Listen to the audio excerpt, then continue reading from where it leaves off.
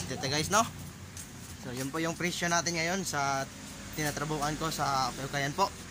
10 all items. Yan. Yun, yung my loves ko ay mag-resign na po siya sa trabaho dito. Yan po. And then update ta sa bagong dating naming bundle. So nandito na lahat. Yan po. Yan po guys ha. Yan po. Hindi pa ako tapos sa paghangir. So tatapusin ko mamaya. Yan. So yan po yung karaming bundle dito. So 6 bundle po siya, and then yung hanger ko lahat is 5 bundles. So may natira pang 1 bundle. So tatapusin natin yan. So yun, mingaw pa ngayon kasi wala pang customer.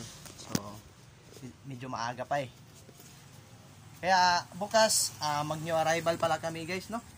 So sa mga suki na mo dyan, so punta na kayo dito, and then mag-save kayo ng money para makabili kayo ng maraming branded. So medyo marami kaming branded ngayon.